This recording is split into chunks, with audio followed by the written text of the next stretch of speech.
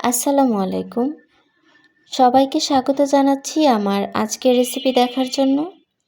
আমার আজকের রেসিপি মূলা দিয়ে মলা মাছের চচ্চড়ি। মূলা অনেকেই পছন্দ করেন না, কিন্তু এভাবে রান্না করলে আশা করি সবার ভালো লাগবে। চচ্চড়ির জন্য আমি 250 গ্রামের মতো মলা মাছ নিয়েছি।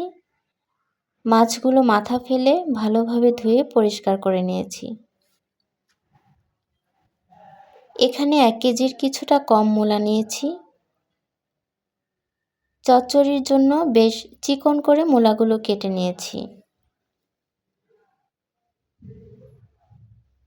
নিয়েছি 1 কাপ পেঁয়াজ কুচি, 7-8টি কাঁচামরিচ 4 ফালি করে কেটে নিয়েছি, 2টি টমেটো চিকন করে কেটেছি এবং সবশেষে ব্যবহারের জন্য ধনিয়া পাতা কুচি নিয়েছি।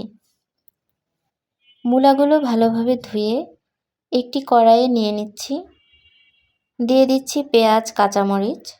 আমি হাতে মাখিয়ে চচ্চড়িটা করব। স্বাদমতো লবণ দিচ্ছি।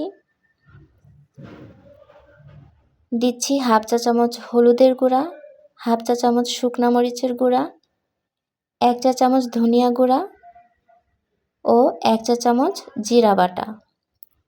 তারপর সমস্ত উপকরণ হাত দিয়ে মেখে নিচ্ছি। ভালোভাবে মাখা হলে দিয়ে দিচ্ছি 1/3 কাপ সয়াবিন তেল। মূলার তরকারিতে হলুদ এবং ঝাল কম ব্যবহার করতে হয়। তারপর মাছগুলো দিয়ে দিব।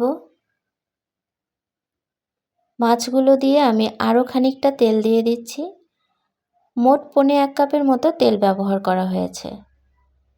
এখানে মাখানোটা যত ভালোভাবে হবে, চচ্চড়িটা খেতে তত ভালো লাগবে। ভালোভাবে মাখানো হলে এখানে হাত ধুয়ে একটু একটু করে 1 কাপের মতো পানি দেওয়া হয়েছে। তারপর চুলায় দিয়ে ঢেকে দিব।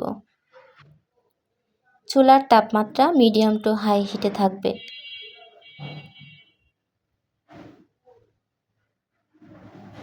বলক উঠলে ভালোভাবে নেড়েচেড়ে দিব। প্রথম 10 মিনিটের মতো ঢাকনা দিয়ে রান্না করব। তারপর আর ঢাকনা দেওয়ার প্রয়োজন নেই।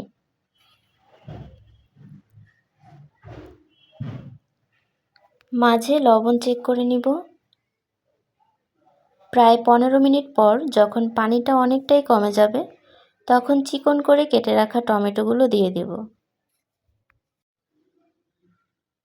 এখন কিছুটা ভাজা রাঁধুনি এভাবে হাতে গুঁড়ো করে দিয়ে দিব। রাঁধুনি দিলে তরকারির টেস্টটা অনেক ভালো আসে। ভালোভাবে মিশিয়ে আরও 3 মিনিটের মতো রান্না করব। সবশেষে দিয়ে দিচ্ছি ধনিয়া পাতা কুচি। চামচ দিয়ে ভালোভাবে মিশিয়ে নিচ্ছি। তারপর চুলা অফ করে দেব। প্রিয় দর্শক, তৈরি হয়ে গেল মূলা দিয়ে মলা মাছের মজাদার চচ্চড়ি। বাসায় অবশ্যই একদিন রান্না করবেন, আর কেমন হলো অবশ্যই আমাকে জানাবেন। ভিডিওটি ভালো লাগলে লাইক, কমেন্ট, শেয়ার করে পাশে থাকবেন এবং আমার চ্যানেলটিকে সাবস্ক্রাইব করবেন। সবার সুস্থতা কামনা করছি। আজ এ পর্যন্তই। আল্লাহ হাফেজ।